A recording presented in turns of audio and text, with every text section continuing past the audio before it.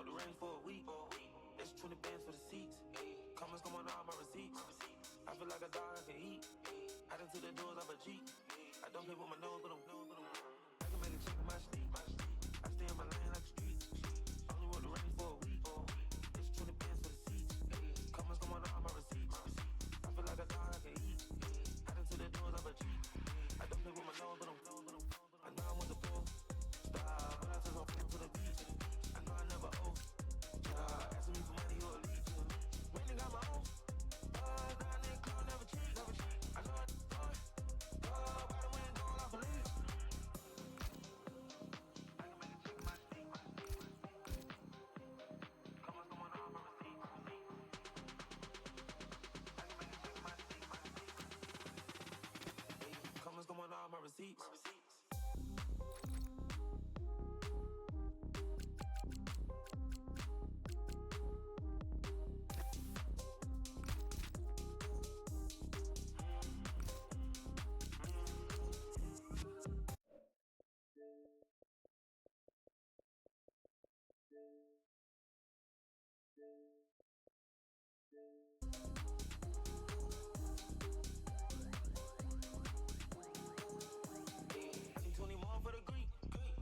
Told us we brief. I'm looking on the stove with a beef. She paid while the whole told you for me. Mention that you go. Rose gold rose, I'm a beast. Had a two-tone. Me slim was warming up my feet. I know I wasn't four. Star, but I'm three. I made it out of jump. God, still dying in the pee. My family used to strong. Oh, now they spending money like me. My drip leave a pop. Oh, I'm a kid design on my feet. I can make a chick in my sleep. I stay in my lane like a street. Only want the rain for a week. It's 20 bands for the seats. Comments come on all my receipts. I feel like a dog I can eat. Out into the doors of a Jeep. I don't play with my nose, but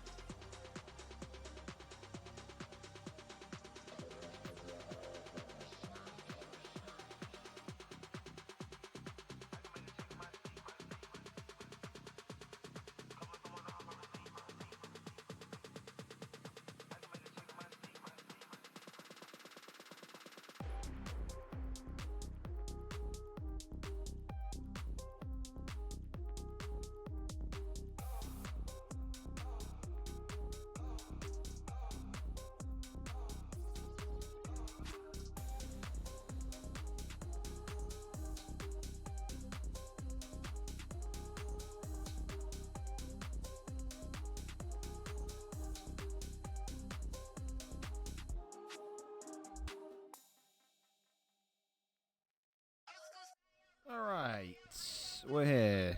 Unless the capture card is so loud that I can't hear myself. No, it's just my headphones, that's fine.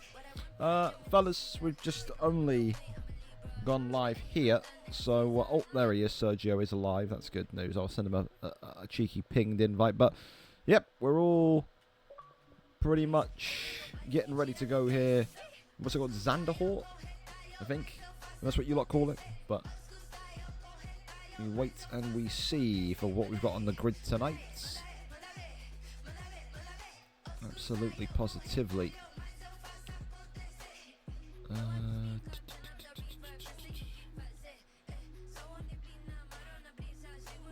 Michael, I don't know if you're in here. You want me to invite some people, by the way. Just shout. I don't mind. I don't mind at all.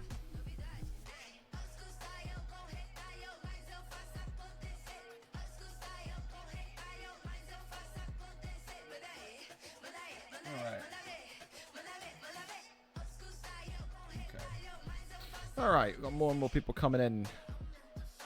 Bench warmer on time as he is. Good egg. The ultimate egg. Quickly check the Tottenham score because why not? 1-1. Ooh. The whole City are going to the playoff final.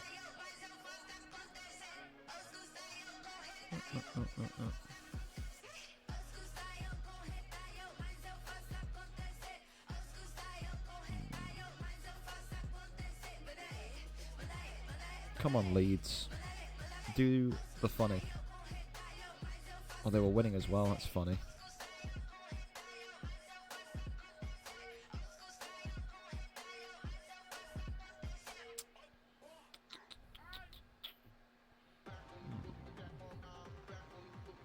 Well, we can hope. We can pray. All right.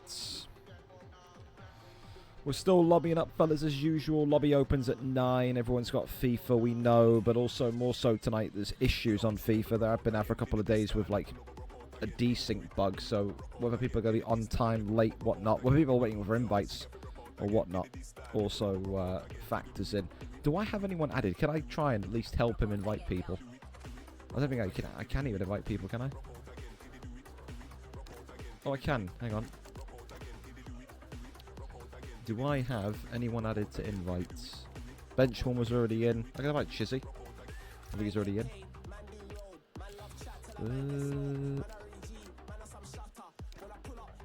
How do you even invite people, bro? What? I'm not even gonna fuck with it. I'm scared I'll break something. Oh, there he is. Hello, pal. He's connected still.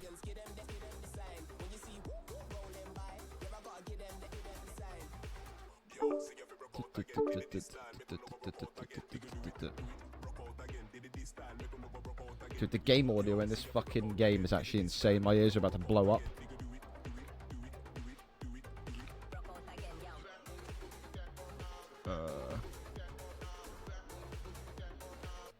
That's right, fair. Can let myself think. You there, Sergio? Oh, I'm on mute. Sorry, my fault. I was speaking the entire time. My pad was on mute. My fault. Very good. That's alright. How are you, pal? You sound tired. You sound defeated. I am tired. I'm always tired on Mondays now because my delivery days have moved. So Monday's a horrible day for me. You adore to hate it. It's fantastic. Well, hopefully keep you alive and active here for this one tonight. Should be a good one. I said the lads are getting better and better with showing up on time, but we'll be honest. So it's a shame they can't do it more consistently. At the start of the season and then carry it through. Yeah, rather no, than true. wait till halfway and then be like, oh yeah, we'll turn up now. Yeah, no, honestly. There'll be a couple of late stragglers for quali, as there always is, but I think Mike was going to be happy enough with these numbers to kick off at 9:40. So there is that. Keep my eye on that Spurs score as well. Come on, then give it to me. Our usual football small talk before we quali and race. Sergio, foul or no foul yesterday? Oh, the West Ham game? Yeah. Oh, no foul. No foul? You can fuck off. It's a foul. That's absolutely a foul. No foul. Oh my goodness me. You're a keeper, mate. What happened to the game I love? Keepers supposed to stick together. What is this, Sergio? I get that the arm is across him, but that's not... I'm sorry, but if a forearm is stopping that man from jumping up... I think it's not stopping him from jumping up. It's stopping movement with the arm. He can't use his right arm because it's pinned. He's weak then. He needs to get in the gym. Because that's not a strong forearm. He's not got it locked in. You can see. Well, you can't really. I mean, we can't really judge what's a strong forearm or not. You know, you come on. Hey, you know what? I don't care whether it's a foul or not. We'll take it. And we're gonna win the fucking league. Get it up, yeah. Let's go. We love to see it. In before we now lose 3-0 to Burnley on Monday. Be fantastic. Awesome. I'm praying, by the way. Some leap by the West Ham keeper, like for going in for that. Oh, yeah, he fucking like a salmon. He got higher than the gloves. Like a salmon. He was soaring through the air. Yeah, I don't know if you right now Leeds Everton's 80th minute 1-1. Leeds Everton, Leeds Tottenham. Sorry. Yeah, Leeds to win that big time. Yeah, Tottenham were up 1-0 and then Calvert-Lewin got a penalty in the 74th. So there's still hope. There's still hope. So Leeds are pretty much safe. I'm amazed that they're even trying. So because West Ham lost yesterday, they're pretty much confirmed like up. Yeah, they only need, what was it, like one, I think it's 1 point or something to mathematically be like... No, they were safe yesterday. They were safe yesterday. Oh, they were safe yeah, yesterday when we beat West Ham, they were pretty much, yeah. Because the point difference before kickoff, Leeds were on 43, West Ham were on 36, so 42 is a safety mark.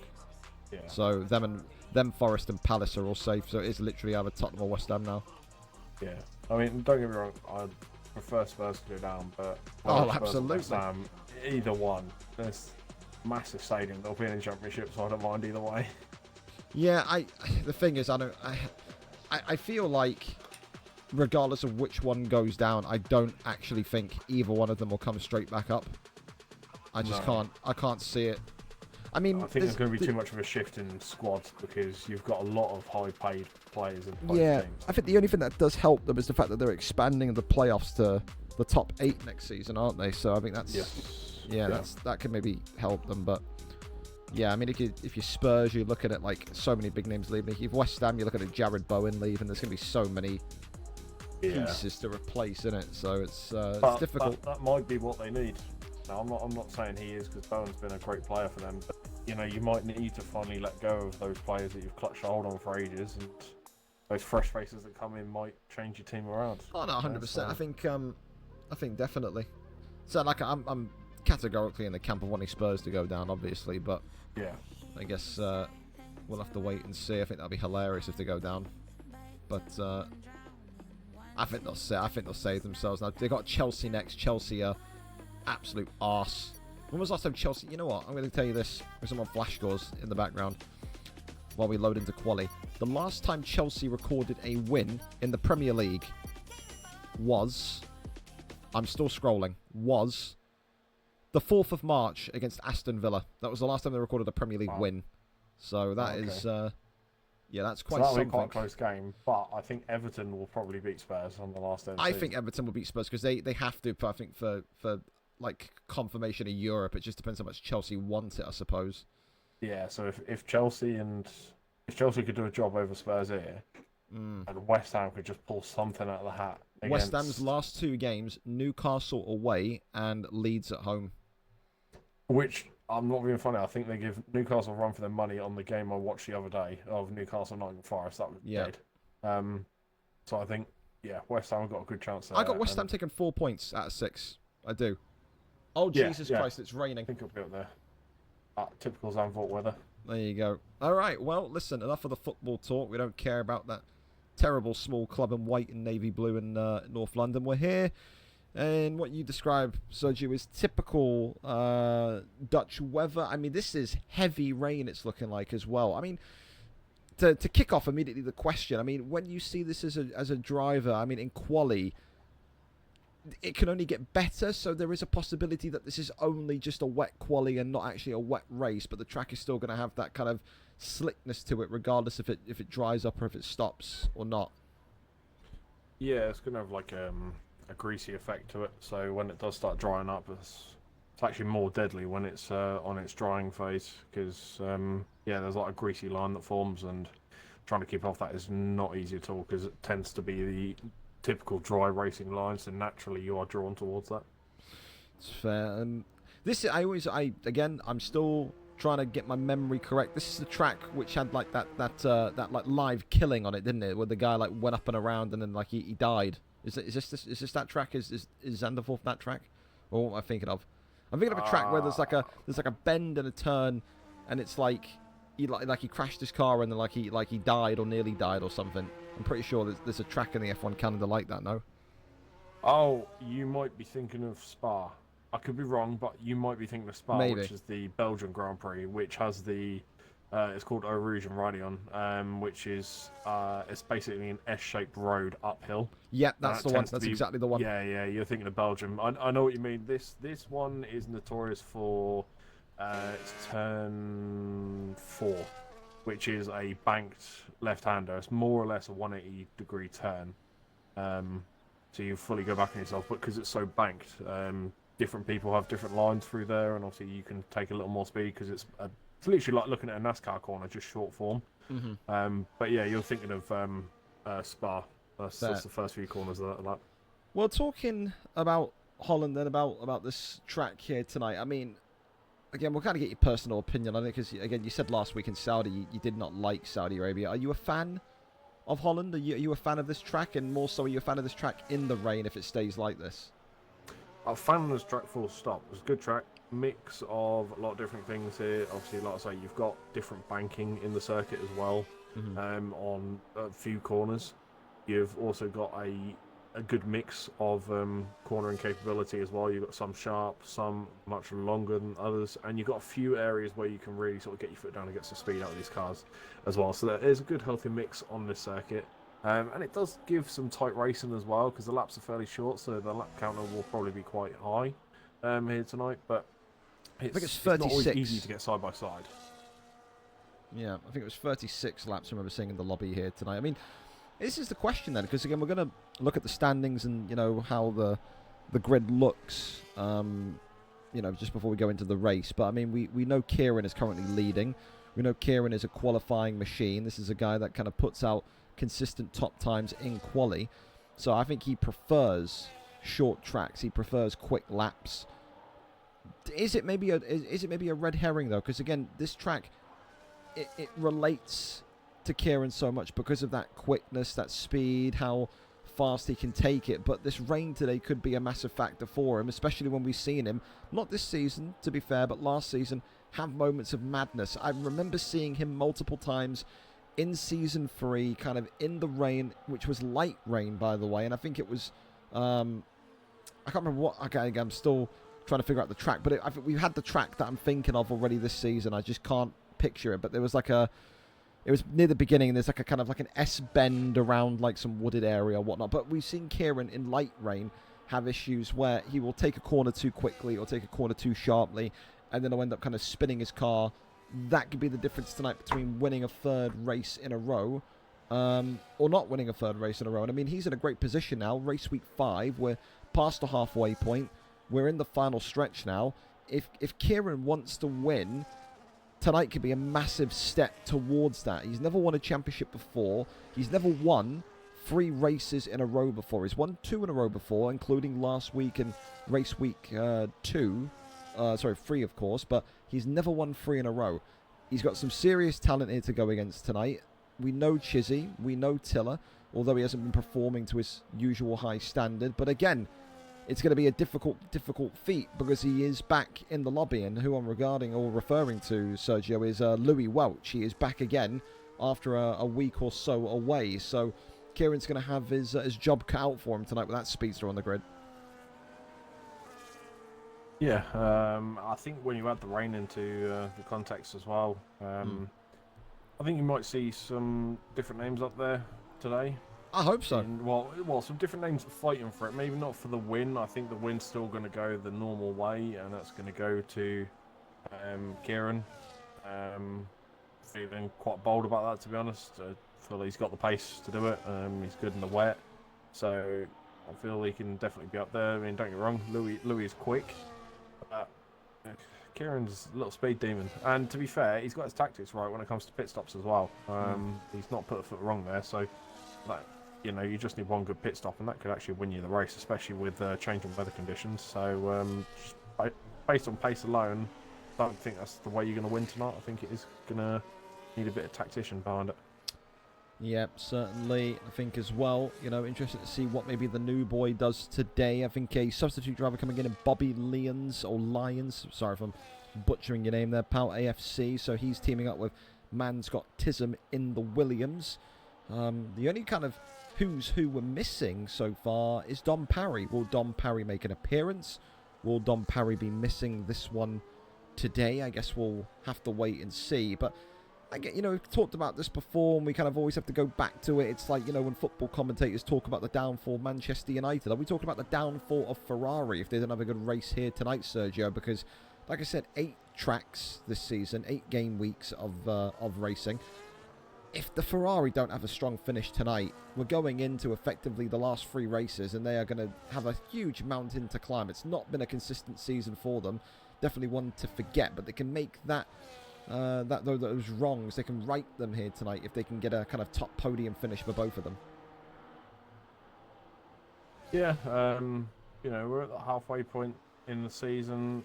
I think it was 2 races ago now, that it's getting a little crucial in terms of the constructors, because it is very tight this season. It's not sort of a one-horse race. There's a few teams in it. But you really sort of need both the Ferrari cars to pull a decent performance out. We've seen it a few times this season now where one car out of the 2 will pop up in that top sort of 5, maybe top 10. But there's no, like, the consistency we saw last season. We haven't had any of that so far this season. So yeah, fingers crossed that happens. But I can't remember seeing these two battle much in the rain, so I'm not used to actually seeing that. If I'm honest. I can't remember the last time we've seen these two as a team compete in the rain either. To be fair, it's a very valid point, and I think Tiller will probably prefer being in the rain. I think he needs a change of, like you said, of tactics, and it does feel like when you have this kind of wet weather and it is coming down like it is, and go first person view, it's kind of starting to spit ever so slightly less, but it's still coming down pretty hard. I think he will prefer this tonight. He will try to. I think Tiller is the type of driver where he needs to be consistently out there for maybe 10 laps, 15 laps, and then take advantage of people's mistakes. And I think that's where maybe he can shine tonight. I'm expecting something big from Tiller. We've been waiting for it. We've been praying for it. I think tonight here in the great nation of Holland, we finally see that. Let's go over there and talk a little bit, Sergio, about our standings as of today. We'll start, of course, with the overall standings. We'll whack that up and then go and get the team constructors after. So let's move this over here. Bum, bum, bum, bum. Go here. There we go. All right, there you go. So the overall standings for the Drivers' Championship. Oh, Jesus, that's a bit too zoomed in. Kieran there so far, though, running away with it, I think safe to say here, Sergio. Again, no one really expected Chizzy to be struggling this much for going into 5 weeks of the season. Dom Parry, isn't he going to be here? If he misses today, I mean, that's going to be a huge opportunity gone because he's only 7 points behind Chizzy. But this is a great opportunity for Kieran. He's never going to have a bigger and better opportunity than this season to win this championship, Sergio. Yeah, no, I fully agree. But you've got to keep that pressure on now till the final race, really, and the final lap, because you let go now, and it's more or less like you're letting go of the title. It is tight all around, not only for the constructors but the drivers' championship, and yeah, it's just one of those. It's a weird one with Kieran because consistency weren't his strong point, shall we say, last season. Yeah, no, totally. It's been much better this season, but he needs to keep that up, and let's just hope that obviously work and tiredness, fatigue, all that don't come into play here towards the end of the season, because that really will obviously cost him, and ultimately I'd say that's what sort of cost him last season, really, from getting anything decent out of last season, making it worthwhile. Absolutely. I'm going to just grab my TV remote because my TV's going to turn off, but I can hear you and you can hear me. I'm just going to put the microphone down so the stream people here listening to me, you may not be able to hear me. I'll be across the other part of the room, but I'll pose a question for you as I grab the remote. Is tonight, looking at this, driver standing, actually a benefit for Kieran? Will he actually be somewhat happy that Louis Welch is here tonight? Because if Kieran doesn't win, that means realistically the favourite is Louis Welch, and if Louis wins, then that limits the points that Chizzy can get, and then from there Kieran doesn't really have to worry about the massive gain of points that Chizzy could get. So do you think Kieran will be more relieved that Welch is here tonight, or more disappointed that Welch is here tonight because it means he won't be able to win 3 times in a row? I think it could go either way. It's a very 50-50 thing, that, because it could play in your favour, and it could feel like you've got a second teammate out there, just in another livery, or it could also work against you because, based on pace, looking at the qualifying times, they're not terribly far apart, so there's a chance they could end up battling each other, and if that's the case, that's going to work in Chizzy's favour, because that's going to hold Kieran up, and he's not going to be able to push forward because he's too busy battling. So, yeah, it definitely could go either way with that. It's going to be an interesting call. We'll have to see what happens as the race unfolds and where the final positions are. But yeah, it definitely could be a massive hindrance if these two are sort of somewhat close together. Absolutely. As well, while we're kind of looking at the standings here, can reveal Dom Parry is here. He's just joined as we're doing the breakdown. Let's talk about one more before we go back to the qualifying action. That, of course, is the big one, the one that no one can predict. This is the team standings for this season. I mean, we thought that last season's race was quite something, Sergio. I mean, this is turning out to be even more amazing. 95 points for the Aston Martin, 93 points for the Red Bull, and 67 for the Sauber and the Ferrari. They're not out of this one yet either. It's a 4-way dogfight, isn't it, over the next couple of weeks now? Yeah, the Sauber and the Ferrari need to pick up, though. That is even though it's not a huge gap, it's still a gap nonetheless. So they need to work on closing that down. Easier said than done. I know it's it's easy when you're sitting here commentating over it to say, oh yeah, you need to close this gap. But obviously, I know it's more difficult than that.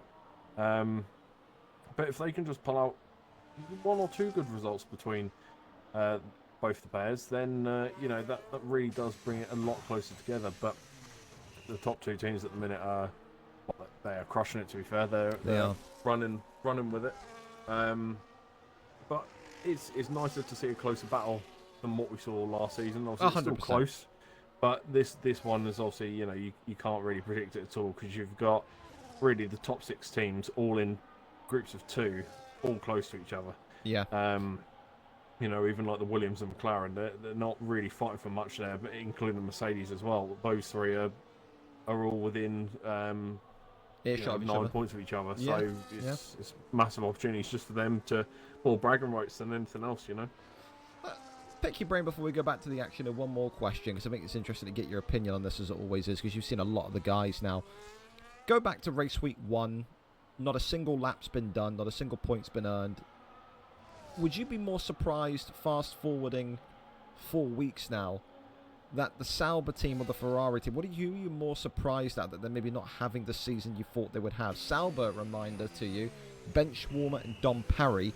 Ferrari, of course, Shadows, Gunner and Tiller. Is there one team that is underperforming more than the other, or are these 2 both equally underperforming this season based on who they have?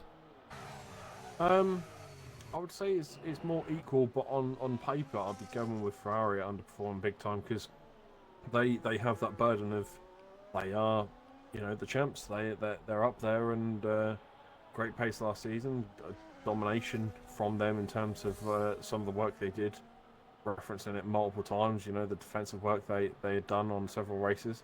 They did an incredible job, and I think even though, yes, okay, it's nice to, come away with something huge out of a season like that, and even finishing in the top 3, that puts a marker on your back, not only for other races to try and catch you because they want to get by you and, really sort of ruin your team and push it down the table, but not only that, you've also then got people like, us 2, for example, and spectators, they're looking at that team, they're talking about those teams, and 100%.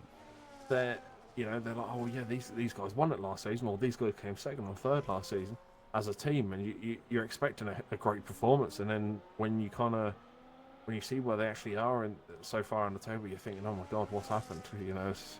And again, I know it's only been 1 season. It's not like, for example, football terms, it's not like your Man City's constantly winning the league and stuff like that. It's just a 1 season thing, but you have that expectation. It's not meant to be a fluke.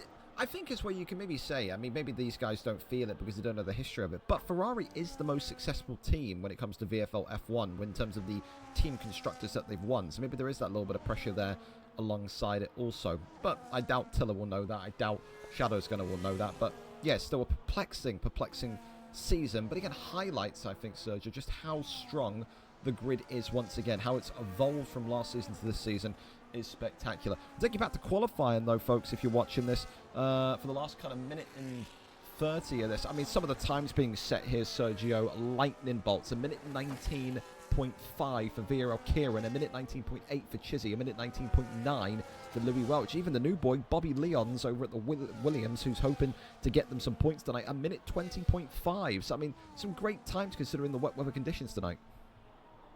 Yeah, it definitely shows that obviously your regulars are definitely pulling out the stops.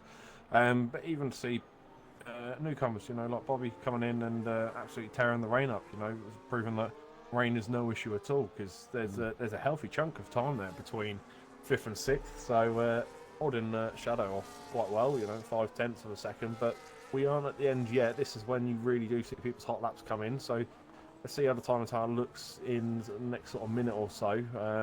But no, good job for him so far, and some decent times overall. There's a couple of people that might want to try and shave another second or 2 off if they can, but at the end of the day, it's just the qualifying. Consistency is key when it comes to the race. There might be crashes, there might be safety cars. It's one of those things you need to sort of plan ahead for.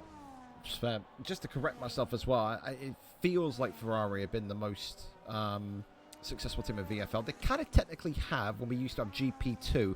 Remind you of the team constructor winners across the various seasons. Season 1, we had 3 constructors when the game was fresh and everyone wanted to play. Aston Martin for GP1, Kick Sauber for GP2, Mercedes for GP3. Season 2, when we went down to 2 GPs, Red Bull for GP1, Ferrari for GP2, and then last season GP1 Ferrari winning GP1. So Ferrari winning their first team constructors last season, but if you include those lower leagues that we used to do, they do have the most 2 team constructor wins across GP1 and GP2 in VFL. So again, there is maybe a lot of expectation there, and I think there's always going to be expectation there considering how well they raced last season. So one of those. For now though, listen, qualifying is coming to a screeching halt. I'm impressed, man. I'm impressed. Shadow's Gunner as well has just kind of joined the top 3 as I was about to utter something there, but a minute 19.8 for Shadow's Gunner, and Kieran is now set a 119.4. It's that, isn't it? They go around Sergio, and as they're passing the finish line, they're saying, all right, okay, you've just done that, watch this, I can do even better. They're just outdoing each other lap after lap, which is fantastic. And there's Louis Welch over 118.5. There you go. There is your race favourite today for a reason, the only man that's so far landed on 118. Bobby Leon's there as well, Sergio, 119.014. I mean, this kid could be someone to look into. Bobby Leons. We said it about CB46. We said it about Jamsey last season. I'm impressed. I'm impressed by these quali times. I really am. Yeah, no, really, really impressive time there coming in, and that's a hell of a way to make a statement as well. Yeah. The first qualifying, and then boom, all of a sudden you put yourself in the top few. So yeah, massive well done to him for that qualifying. Absolutely. CB46 are saying so bad at this track, and with the rain, yeah, this is GG. Well, you know what they say, you have to be focused. How many times last season did we look at Kieran and say he's lost this race because his head's gone? Keep your head, stay in the points, and who knows what can happen, man. We've seen some crazy stuff happen before. We've seen the likes of Chizzy completely bamboozle himself at the end of a track. You just never know in these conditions what can happen. Fellas, reminder as per usual, if you're joining us, do not ready up until our great overlord Kim Jong got a lisp, Kim Jong Michael lets you know to ready up. Do your setups, make sure that you're all prepared for what is likely to be a very wet night here in Netherlands tonight. But yeah, really impressive from Bobby Leons, and of course no words need to be said there. Louis Welch, what an absolute stud when it comes to the track. Thank you as well to Apex Racing Network for the follow. Appreciate you. Welcome in. Hope you're having a wonderful evening so far, joining us here in the pouring down rain of Netherlands. So again, kind of final discussion here, Sergio. Your podium tonight, give it to me. We're going to go with a... Oh, it's changed. Going to go Welch top, Kieran second, Bobby third. Wow, no Chizzy. No, I don't think Chizzy's going to be quite in it. I think Chizzy's going to be fighting for it, and obviously he's going to be there. But I think there's going to be so much more fighting going on ahead as well. I think that might hold him up a bit. Okay, there you go. I mean, that would be really something if Chizzy doesn't get inside the top 3, because that would ultimately mean that for the last 3 races of the season, he is playing severe catch-up, and he has not had to go through that before. He's been behind Louis Welch, but he's never had to play catch-up to Louis. He's always kind of been miles behind Louis. He's never been involved in a dogfight like that, so could be very, very interesting indeed. The Overlord Kim Jong Michael here telling us that it will be at 10:07 p.m. where you can ready up, and someone's readied. Okay, well, some D8. Okay, fantastic. Well, it looks like we're off then. I believe we're just going. Someone's ready. Someone's going to be getting a huge bollocking from Michael. It's usually a penalty or a grid place penalty you get for readying up early. So I don't know if Michael has a way to identify that, but there you go. I mean, so far, Sergio, I mean, listen, it's caught some of the drivers by surprise, but has it been a chaotic start? What are you seeing? Yes, it has. It's been a chaotic start for both the Kick Saubers. Benchwarmer getting in contact there on the high banking circuit. Also just gone 3 wide, and I'm looking at nothing but bumper cars at the minute. Constantly 3 wide throughout the first few turns there. Benchwarmer's been in the mix with a lot of the contact. Whether he's at fault or not, another story, but definitely a lot of the contact coming from that green car there. jumping over to Don Parry. First corner went too far wide onto the grass and lost so many positions. So down from the top 10 down to the bottom of the tower at the minute, but climbing back up slowly. Yeah. Obviously, we'll keep an eye on the Salvers because they're in my realm, so they're 10th and down. So I'll keep a close eye on them. Yeah, we'll keep we'll keep an eye on them as well. We do love a kick Sauber here over at Gringo HQ. We do. I mean, here's the question then for you. Again, we take it away and a bit more kind of, an outwards look here. When you have a start like this, when you're taken by surprise, when it happens and you're not ready, is it just about getting stability over these next couple of laps and then, racing your race from there? Because the worst thing you can have happen to you here is that you're caught off guard, your head's gone, you're in Mars in terms of how you approach the race, and before you know it, you're crashing out, you're retiring in the pits, and then the race night's over. You just got to keep your cool here in this position, don't you? Yeah, certainly.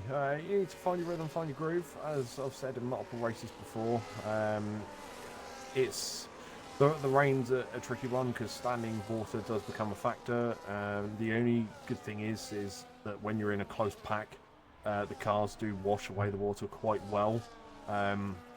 It's just that standing time from the point the last car goes past to when the first car then comes back around again. So it's one of those things where you just got to keep an eye on the line, where it's greasy, where it's not, and where some of the heavier standing water is, because these cars, due to the thick tread on the wet tyre, or on the intermediate tyre, sorry, can cut through the water quite well. But I think it's anything above 2.5 centimetres, then it's more deemed as wet territory.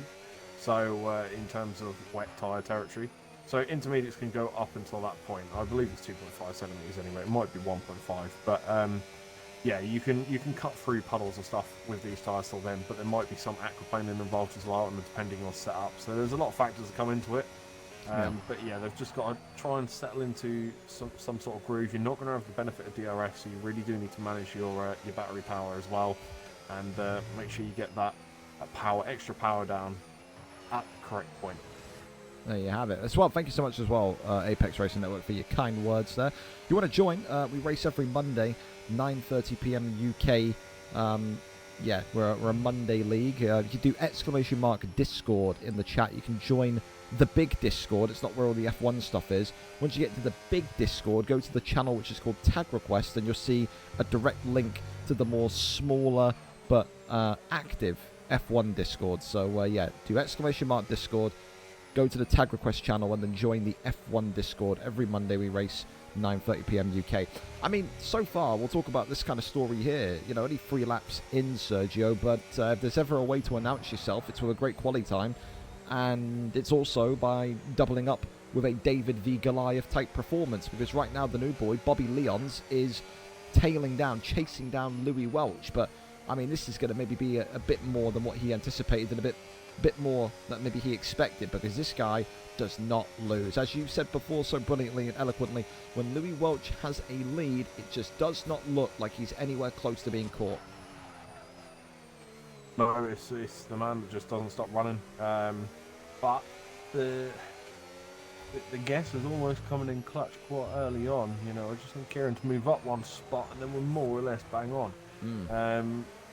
But you can't take it away from him. The Red Bull driver there, Chizzy's done well to hold himself up in the podium. And obviously, this is a crucial point in the season in terms of all championship standings, but especially for that man keeping one of his closest rivals behind him at the moment. So that'll be an interesting battle to keep an eye on as the race unfolds.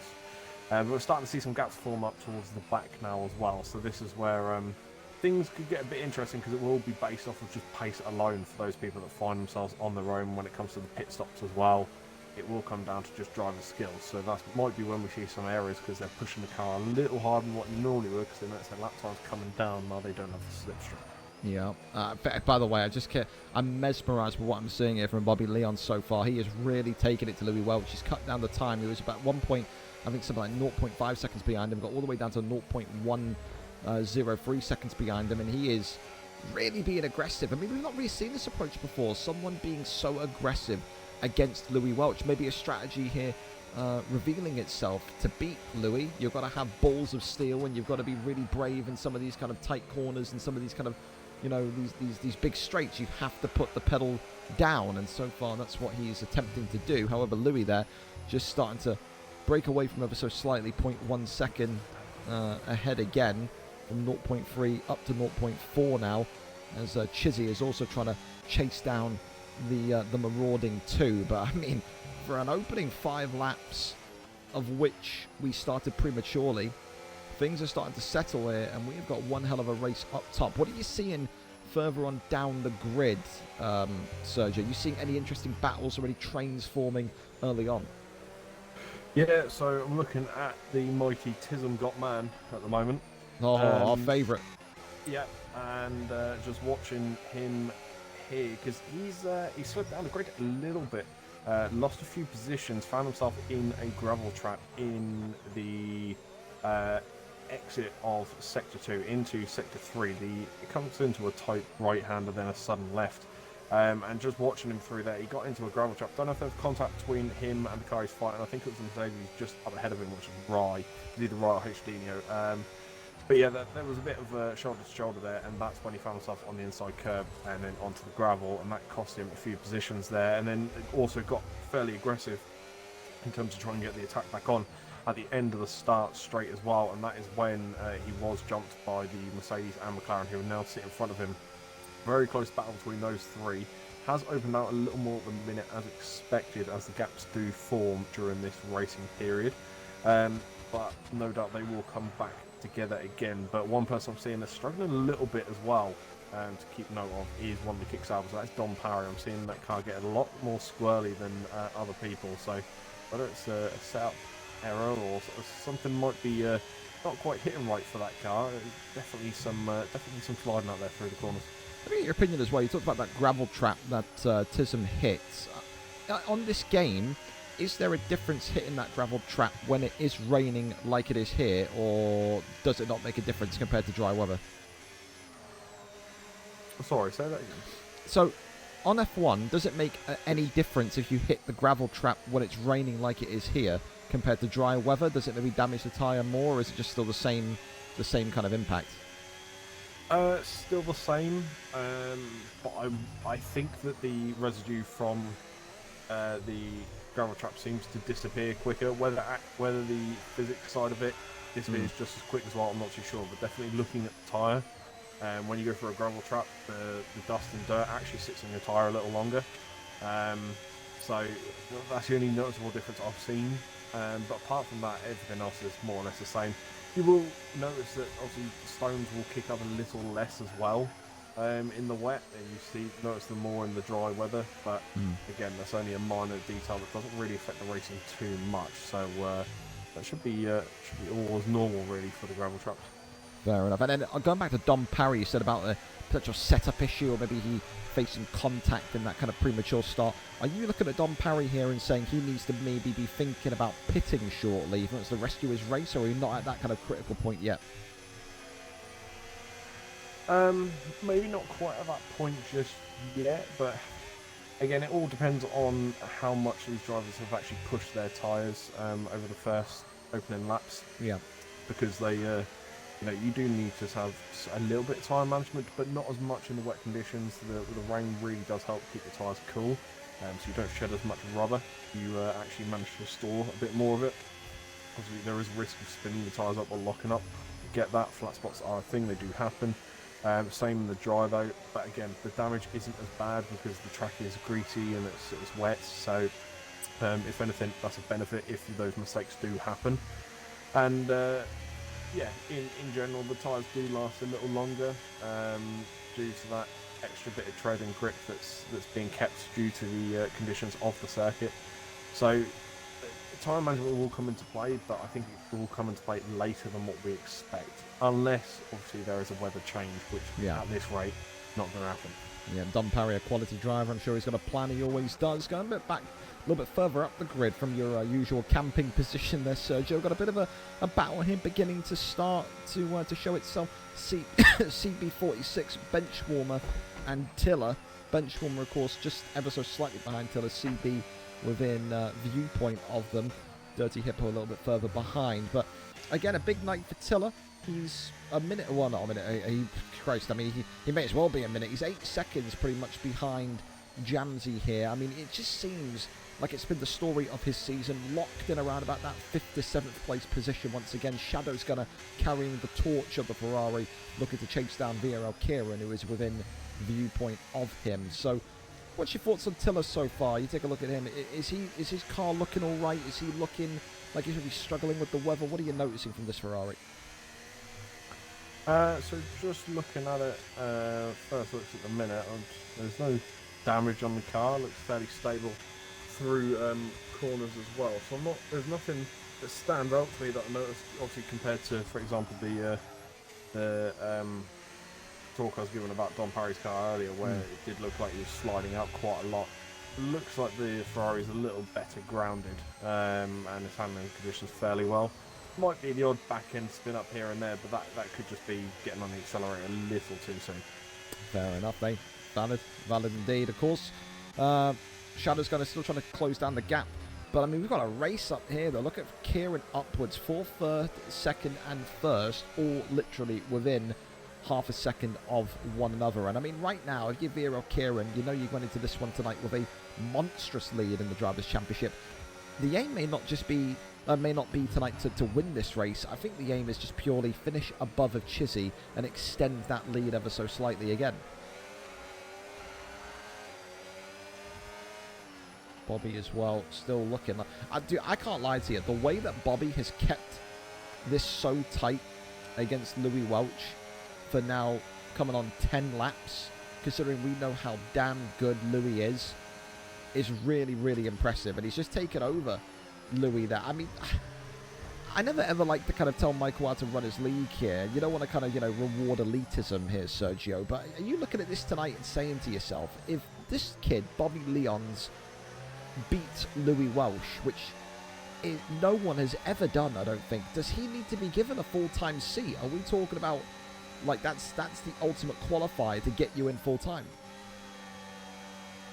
Yeah, certainly. I mean, I was just kind of keeping an eye on the timing tower myself there, just battle between those two at the top, and it is remarkable that to step into a lobby and then take on a name like Louis Welch, who hasn't been here for the greater season. Don't get me wrong, but when he's here, there's a punch there, and there's a strong punch, and he's taken that and he's countered with some of his own hits there. So I'm a little gobsmacked, honestly.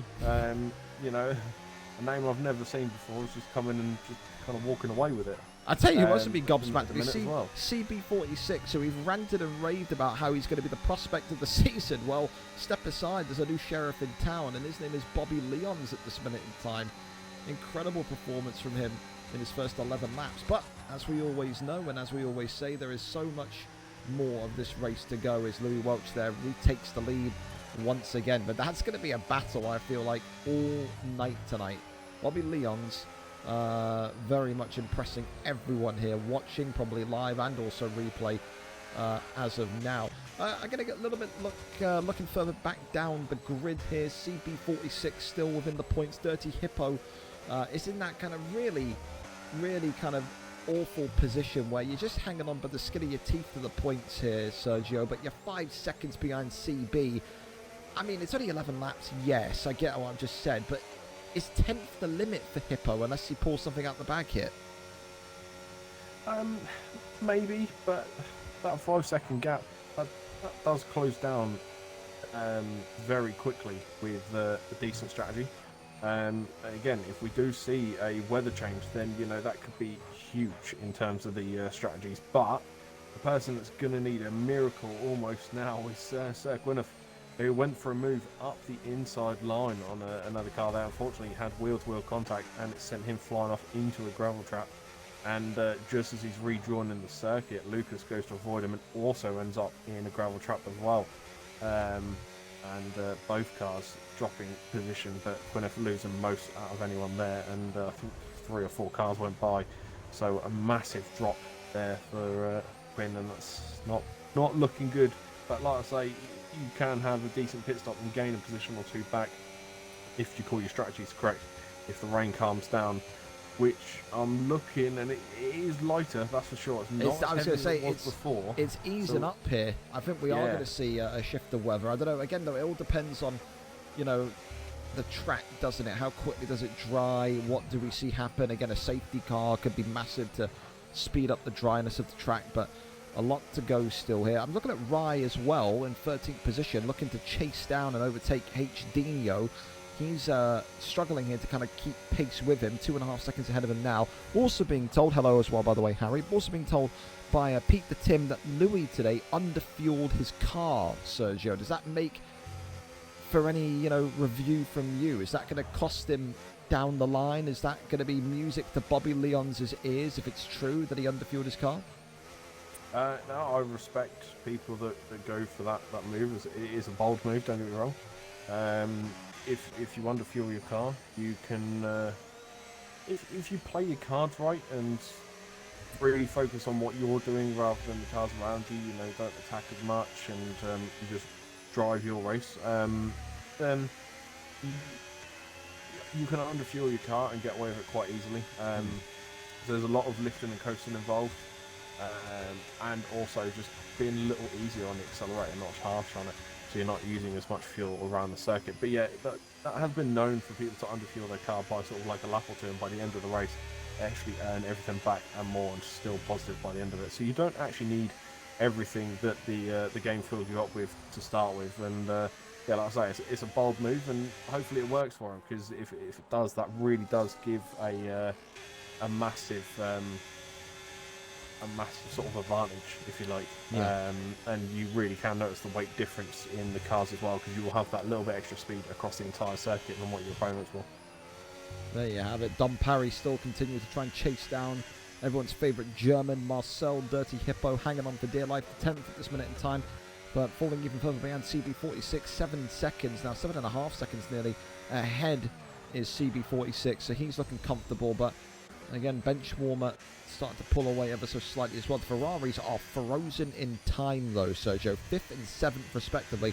They've been there for about 5 or 6 laps now, as Bobby Leon's has just fallen behind Chizzy for the first time. So for the first time in this race, 14 laps of his debut race, Bobby has fallen to a career low of 3rd place. I think people would kill for a career low of 3rd place, wouldn't they? And Kieran obviously looking to make that career low of 4th, who is still breathing down Bobby's neck as well. But a huge moment for Chizzy, who, like we said, is just behind Kieran in the Drivers' Championship, and the further he finishes above Kieran, the better today. Maybe you fired him up a little bit, Sergio. Didn't even have him in your podium. Maybe it's going to prove you wrong tonight. I mean, yeah, maybe, and I'm all for it as well, Please do prove me wrong. Yeah. Makes it more entertaining as well. But I will say I'm noticing slick tyres going on for a few cars as well, so that dry line must be forming enough that they're feeling confident on it, and lap times are now going to change, and also it's going to be critical to keep concentration as well, because you slip off that dry line, get onto the greasy patches or any water that is left standing on that circuit, you go flying. But I can confirm, obviously it's not raining anymore, so hopefully that dry line will form more and more as the race develops. I ask you in confidence because I trust you more. Kieran's coming in as well, so it looks like Kieran's about to join them. Is it a little bit early to go onto those hards, onto those mediums, or is this about the right time? Would you give it a couple more laps, or is this the correct decision here from these guys? Kieran's gone on fresh intermediates, actually. Does that look like a mistake, or is that a good strategy? What are you looking at that and saying? I mean, first look, mistake. The rain has stopped, and I don't think Kieran's getting any different weather data to anyone else out there on circuit. So I would assume that is a mistake, seeing as we're seeing some people come out on drives. Everyone's getting the same data, but it's a bold move, and there's a chance that the rain could come back. The cloud hasn't actually shifted. The cloud is still just as bad as it was before. So the cloud coverage is still 100%, and there is a chance that rain could happen again at any minute. And if it does, obviously this completely falls the way of Kieran. So, we can't write off the fact that this could be an absolute genius move. And also, there is still somewhat of a wet/greasy line out there, so you can still keep the intermediate tyres cool, which is the main thing when you're around a circuit that isn't currently being hit by active rain. So if you've only got standing water, you need to sort of stay more to the wet line, which is obviously off the main dry line. And that helps keep the tyres cool, and that also keeps your grip, which is something that Senor Tism Got Man does not have at the moment. Off track again into the grass, going wide through some of the corners there on the intermediate tyres as well. So, you know, it's things like this that may catch people out. Absolutely. I'm intrigued now to see how Kieran plays this one, going back to that conversation as well. I wonder if he's going to play spectator and he's going to watch what Louis Welch and Chizzy and Bobby Leons does and copy them if they go in next lap, or he go in, or does he stick with these intermediates for more than what maybe he anticipated? Who knows? But I tell you this much, it's opened up a door for the Ferraris, who went from 5th and 7th to now 4th and 6th. The only cars so far to have moved off those intermediates, both the McLarens, Hippo and Michael on hards, Lucas and the Mercedes with hards, and also Bailey with the medium. Excuse me, I completely forgot as well, as I always do, to move my camera up into the top right. I just completely dirked there, so there you go. You get to see the map there a bit more. My apologies, fellas. That's for you. All right, now I'm here on the top right. Hello. Don't look up. I've teleported, but I think in this one, does it surprise you as well, Sergio? 16 laps in, nearly halfway through, not a single penalty so far.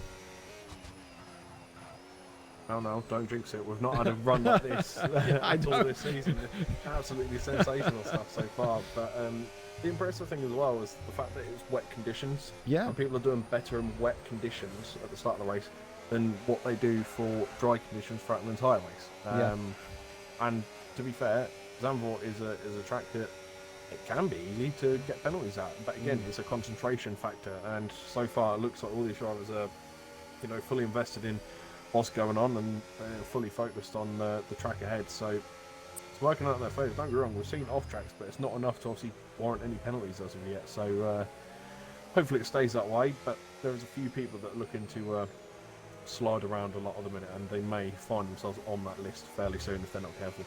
Yeah, I think a large part of that is going to maybe come down to that, like you said, the track and maybe the tyres.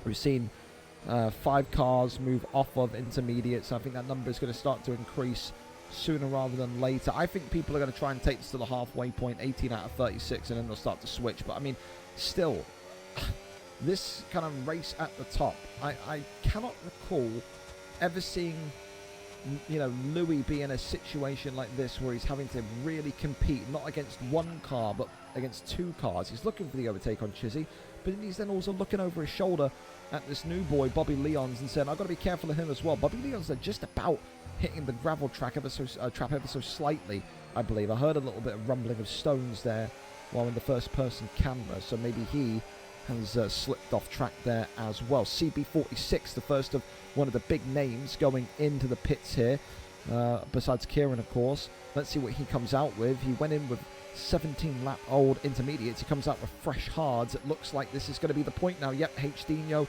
and Rye also joining him. So I think you're about to start to see a chain reaction happen here, where we are going to see a bunch of those hard tyres come out to play.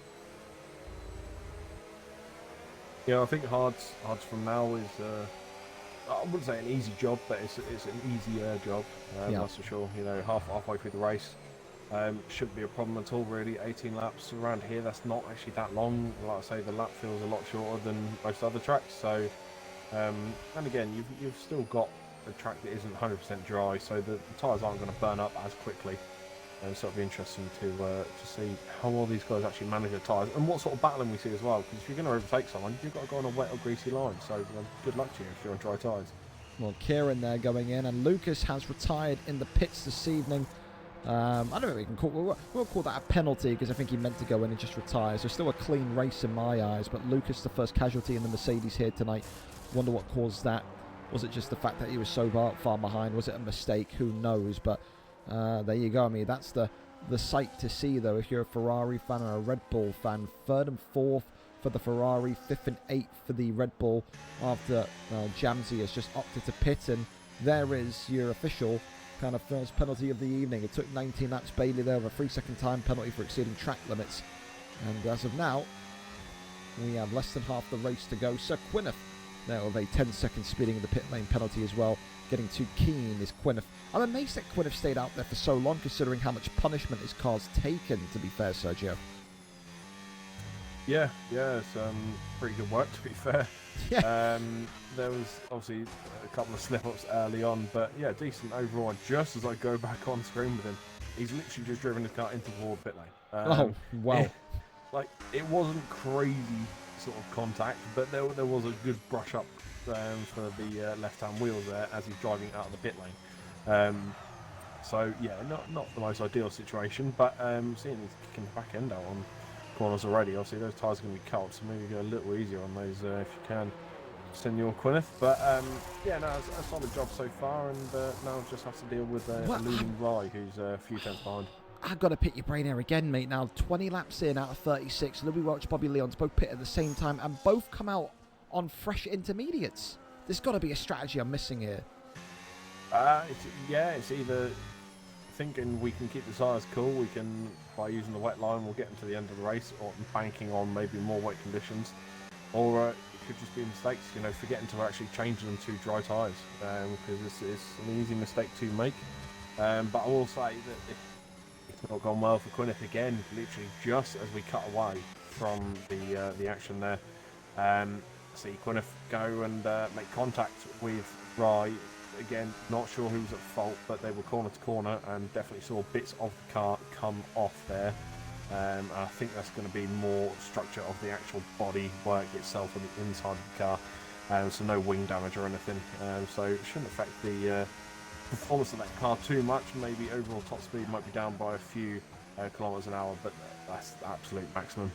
Just got to keep his head, doesn't he, this Gwyneth? He had a poor exit from the pits. He's not recovered since then. Second retirement of the night as well. And then his Cons 10, and now the third, joined by Michael in the McLaren, who says that is enough for me here tonight. So it took more than half the race, but now we are starting to see people drop like flies. This is where the mental toughness is going to certainly come out and be a factor. Right here, though, back at the top of the grid, we are starting to see a bit of a re-emergence of this train from Bobby Leon's AFC upwards, who is now chasing down Chizzy, looking to get into the podium position. Sean, I'm well. Hope you're good, pal. Hope everything's been good with you. But, yeah, I mean, listen, I think the big question mark I've got for you here, Sergio, now is looking at this, looking at what the tyres are looking like here. Surely Tiller and Dom Parry have to go in this lap. 20 lap old intermediates. I mean, yeah, you'd look at that and on paper straight away you're like, yeah, they've got to come in, but again, it depends on how hard they've pushed them. If they've not pushed them that hard and they're still able to keep them cool enough using slightly greasier lines, then, well, that's all you need to do, really, to keep yourself out there. So if they can manage that well enough, then, there's nothing stopping them from taking it a few extra laps, and the further they go now, the more chance they've got of actually chucking on a set of mediums and going more attacking as well. So it could really work in their favour if they've played the long game here. Get your opinion here, Michael, who of course made his way back to the driver's lounge here, saying after his retirement, yeah, it's not dry enough for hards. So maybe those intermediate drivers, the likes of Louis and Chizzy and Bobby, have made the right decision, and maybe Kieran has been the victim of a bad game of chicken here, because he came out on those intermediates, didn't he? A couple of laps ago, when we were all scratching our heads thinking, is that a mistake? About 3 or 4 laps later, he's now on hard tyres. I wonder if he's blinked too quickly, Sergio. Yeah, there's definitely the potential of that. And to be fair, those words from Michael make sense. I'm looking at Gwyneth and Hippo at the minute, which are within a second of each other. I wouldn't say it's an absolutely thrilling race between these two. You can definitely tell there's a bit of tip turn around the circuit. I think they are a little worried that the grip's just going to go from underneath them. And yeah, I mean, from what Michael says, that makes sense. I have seen these, not these two in particular, but I've seen cars kick out their back end quite a lot on a drier tyre. So yeah, I think it might have been maybe a lap or two too early, but that track really is drying up fairly quickly. So yeah, I've just seen Dirty Hippo go for a move, gone for a late lunge up the inside on the brakes late, and unfortunately overcooked brakes, but the grip levels is there enough to stop him from going into the gravel trap. So there definitely is grip out there. It's just a case of finding it. Well, yeah, Dirty Hippo there as well, taking a 3-second time penalty, whereas we've also saw Mangot Tism join the retirement list, of course. Something that these top-end drivers have seen, Sergio, because all in one big swoop, Tiller, Chizzy, and now Dom Parry, all pitting. And I imagine Dom Parry coming out on mediums. I don't know about that, but Chizzy and Tiller coming out on fresh hards, Dom Parry out on mediums. If people are saying that it's not dry enough yet for hards, surely this medium strategy now, Sergio, is is almost a suicidal approach here. He's not going to last on those if it isn't dry enough for hards yet, surely. Yeah, it's tricky to tell with the tyre conditions from different drivers, because obviously it depends what they've been doing, how they've been racing, and it's a case of you need to literally watch that person from basically the get-go to see what's been going on there. But I think the interesting thing that I think has caught me off guard the most is the intermediate runners going back out on intermediate tyres. That's the thing that really has caught me off, because again, I was on the dry side of things. I was sitting there thinking, yeah, dry tyres, so it's got to be the one. And then hearing and seeing the intermediates come out, you're kind of like, oh, okay, maybe I was completely wrong about this. I mean, the track looks dry, but again, they're the ones with the feeling. If it's not quite there yet, then, fair play. And it's proven that, because there's drivers near the top, they're still running some of those tyres. And I'm watching at the minute Dirty Hippo still, and I am seeing Active struggling. I think as well, during that as well, there was a bit of contact between Chizzy and Shadow's Gunner. Nothing too serious, but resulted in Chizzy kind of being the meat in the sandwich between Shadow's Gunner and Tiller. Ferraris now have also occupied 3rd and 4th. We talked about this in the build-up and qualifying, that the Ferrari would need to have a strong kind of podium-esque finish today if they want to have a chance in this team championship, and they very much are doing that. 3rd and 4th for them right now, and it's great to see Tiller finally at the business end of a race being back up there where he was for so many moments in the entirety of last season. And Shadow's Gunner again has been brilliant. If it wasn't for him, the Ferrari would not even be in a serious contending spot this season. So both of those two working off each other. Now it's down to Chizzy to try and get the overtake, which he does, bypasses Tiller, and now is chasing down Shadow's Gunner. He's gunning down the Gunner, you could say. But for now, nothing really changes at the top. You would have to say Louis Welch now with such a commanding lead. I mean, obviously 2.4 seconds, you wouldn't really think, well, that's commanding. But for Louis Welch, that is commanding. I mean, you have to give credit to Bobby Leons. If he does end up finishing second here tonight, he really put Louis through his paces. He put Chizzy through his paces. But again, it's just so difficult to consistently do it against Louis. I'll say that for a fact. Shadow's Gunner now crossing over into the podium position, overtaking Chizzy, who is back again being the meat between the two slices of bread that are Ferrari branded. I mean, quick one quickly from you as well, Sergio. 25 out of 36 laps down. Kieran in 6th position. Is this a good, bad, or indifferent result for him if it stays that way tonight? I wouldn't say it's a bad position. It's still points at the end of the day. Yeah, okay, it's maybe not as much as you want. You've got Chizzy currently fighting with the Ferraris at the moment, and just I say that both Ferraris are now in front of him. Overtaking him, yeah. Yeah, it's changing massively and quite quickly as well. And I mean, Kieran's still in the mix. Definitely could jump up a few positions again. It's what I was saying at the start of the session. I think that there's a high chance that Chizzy could get caught up fighting with other people, and that could benefit Kieran, but obviously that could also hinder him, because that could slow him down as well. But I think even if you get a few points, whether you're just behind your rival on the track or just in front, it's still better than nothing, and those points could be the crucial ones that actually deliver the title at the end of the season. Yeah, I can't disagree with you. I think this is the thing as well. This is why I keep saying that even if Kieran finishes 6th today, this is such an improvement in his mentors from last season, because this is the type of guy that we saw it before. He was, in the top 3 for so many moments in the beginning of this race.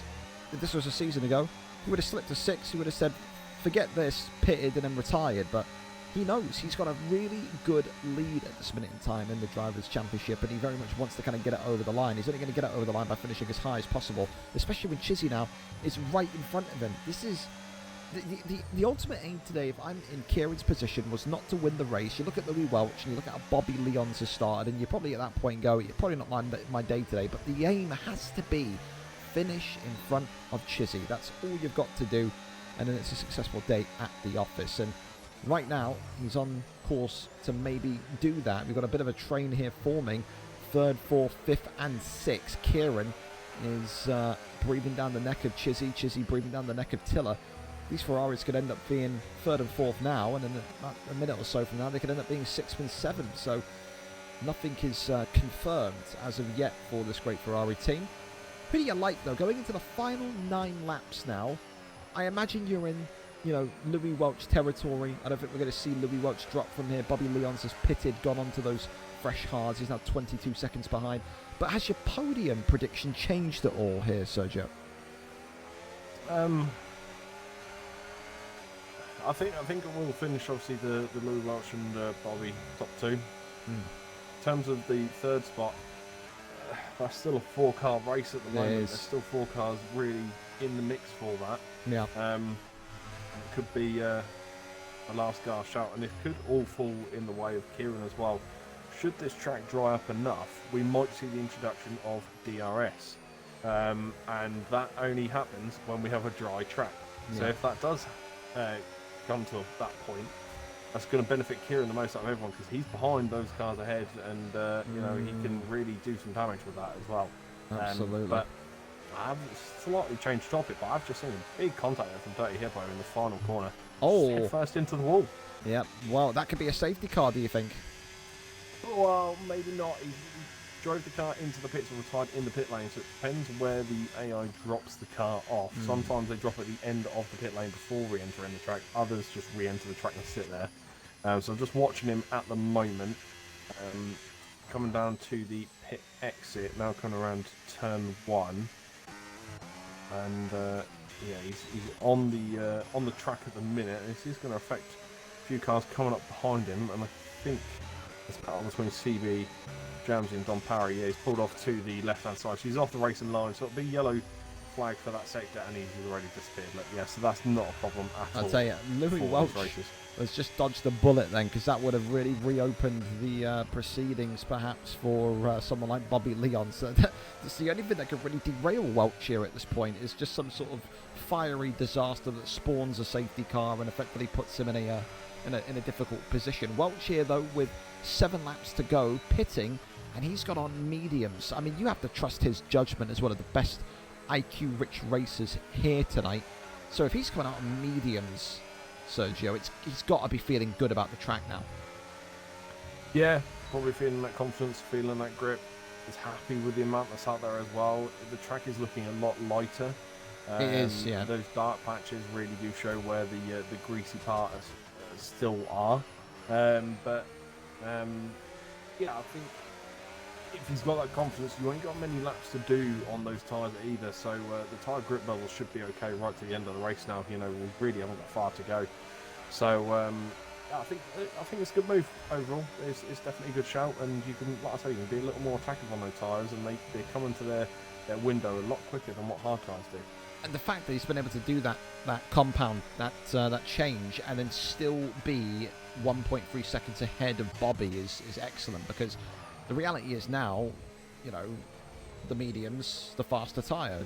Louis is only going to get a lead once again, and Bobby has got to be kind of looking onwards here and saying to himself what could have been, because he was so... I have to really stress this. We've never seen Louis today be in that much of an open position. I don't know, maybe Louis kind of, misjudged the situation with how good Bobby looked today, or if he maybe didn't think Chizzy was going to get near him. But there was about 16 laps of this race where Louis was in real trouble. And again, Pete the Tim again saying that Louis was under-fueled, so that's the reason why he went in. So clearly did not maybe have the confidence to finish the race with those fuel levels. But I mean, he's been brilliant. Again, you're never going to hear me say a bad word about Louis. He's just so consistent. He's so dominant, and I think you know what, he's also fair. I think Louis today will look at this, and I think he will say tonight that he was impressed with Bobby and he was impressed with Chizzy, but ultimately race IQ, experience, all the above, that's the difference maker. That's what gets you over the line in races like this, and it certainly looks like he's going to get over the line tonight with 6 laps to go. I mean, still an interesting one here between the Aston Martin and the Ferrari. Kieran chasing down shadows, kind of looking to try and put a dent in that solid Ferrari performance tonight. I'll tell you what, there, Kieran lost control of his car. I thought that could have been a disaster. CB46 as well, his teammate right behind him in 7th position. Jamsey, maybe one for him tonight that he'll be disappointed with. He said before, he feels like he's a top 3, a top 5 driver on his day. Maybe the rain, maybe the track in general. Finds himself in 8th position. Dom Parry as well, one of the big victims of that premature start earlier on, where the ready up happened before the designated time. I would say, is it harsh to say, Sergio, that Dom Parry never really recovered from that? I mean, he was in 13th for so long. He's in 8th now. Do you expect him to get any higher than this current position? I think there's a chance to go up maybe one spot, but all the factors have to be there. And I think that's probably about it, to be completely honest. I don't think we're going to see a safety car now. We're down to 15 cars. It will just be a straight up shootout to the end now for some of these drivers. I think it's probably only 1 or 2 positions in the entire table, to be fair. There you go, straight from the expert's mouth. And you can see there's not really many battles or trains here. Keep an eye on Kieran in the meantime, but Dom Parry looking like he wants to take over Jamsey here, who is hanging on to 7th position for dear life. CB coming around the bend as well, looking dangerous. So, for now, let's go back to it. VRL Kieran and Shadow's Gunner, the Aston Martin against the Ferrari, and Kieran has taken that 5th position. Now, Mr. Ferrari, the team that's been so brilliant in the past but has been inconsistent this season, you need top finishes, because right now, if the Ferrari finish 3rd and 5th, I mean, they are going to be very happy with that performance tonight, Sergio, because what's in front of them? You got Louis, you got the Williams and Bobby, you've got, Chizzy behind you, Kieran behind Tiller. I mean, this is the best team performance in terms of points collected if they finish 3rd and 5th here this evening. Yeah, a massive result. He said they needed a good run, a good result, and that's exactly what they're going to be getting and what they're going to be bringing. So this could be huge for them. A massive push as well in terms of constructors. It really sort of puts out a statement and pushes their intent forward with trying to get back towards that top spot. Well, Louis Welch there setting a 1:11, fastest lap so far. He's not going to be caught tonight.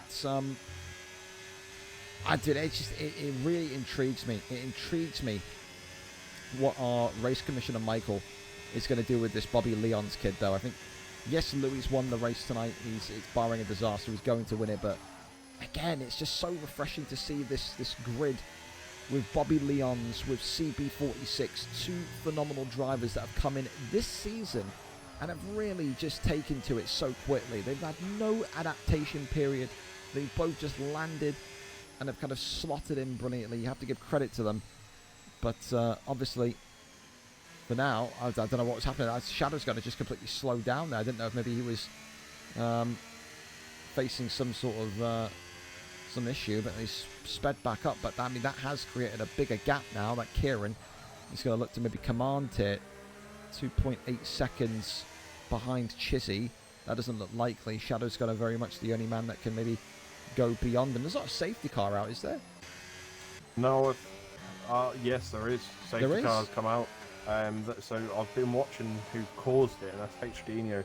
Really struggling with grip out there. Ended up going headfirst into a wall through a gravel trap, and has now found himself without an entire front wing. So it was a hard impact for the fact the whole wing is gone. But a safety car is out and waiting at the end of Sector 1 for all the cars to catch up. So this will come down to a shootout, probably for the top 6, 7, 8 cars maybe. Because it'll try and wait for the entire grid to catch up, but it may not be out long enough for that to all happen. We may see some pit stops here. Oh, we are seeing a statement. Look at that, a statement of intent. Bobby Leon's, Tiller, Kieran. Oh, they're all going for it here, Sergio. This is racing. This is what you want to see. This is going to be a proper old school shootout tonight, because they don't anticipate Louis Welch is going to pit now. 5-lap-old mediums. They've still got something in them, but is this the worst possible scenario that Louis could have faced?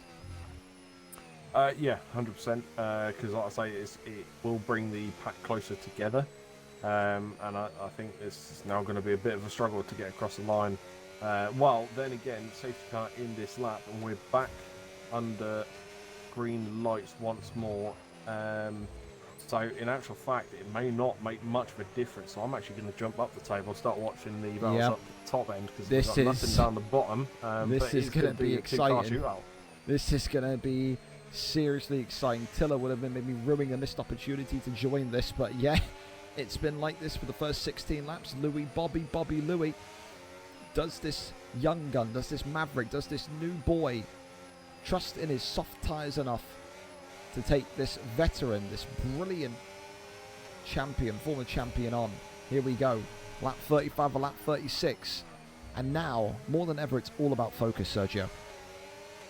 Yeah, it certainly is. As we look at these cars now trying to go side by side through the banking corner, the higher line for the softer tyres, and the medium's taken the shorter line, which is not ideal at all, but the lead has gone Bobby's way at the moment. Aggressive on the cut through in terms of cutting the nose off of Louis' car there, but these are the kind of moves you need. This is the aggression you need for this kind of battle as well. Those soft tyres really will have an advantage there, and this is exactly like watching Lewis Hamilton and Max Verstappen in that 2021 season. You know, that battle in the last lap or two after a safety car, and it feels like we've remade that here at the Zandvoort circuit as well. So fantastic run so far for Bobby, and also going for quickest lap time at the minute, a second clear now. So I would argue, is this done and dusted, and this is this going to be the first rookie win we've seen this season? That is one of the moments of the league. I can't lie to you. I mean, that is the biggest disaster that could have happened for Louis Welch, and it just shows you again, never give up, never kind of quit before you see the ending sequence happen. And right now, this is the thing that I've loved as well tonight, Sergio. I said it back in lap 6, I think it was. Everyone's been too respectful to Welch at times. No one, up until Bobby Leon's in that opening 6 laps, has been aggressive and really stuck it on him. He's had it stuck it on him for the first 16 laps. Louis gets ahead. He's in holiday mode. He's on the beach. That safety car comes in. Bobby trusts himself. He trusts in his ability and his racing precision, and says, I'm going on the softs. He went straight for the jugular, went straight for the throat of Louis Welch, and now look at him. He is going to take this one tonight. And I think there's going to need to be some serious contract negotiations here between Bobby Leon's AFC and God of Lisp. What a way to take your first ever appearance with a win against against the greatest of all time in Louis Welch. Don Parry that in the end, DNFing. He is done for this evening. But for Bobby Leon's, man, what a statement. That there is the new kid on the block to watch.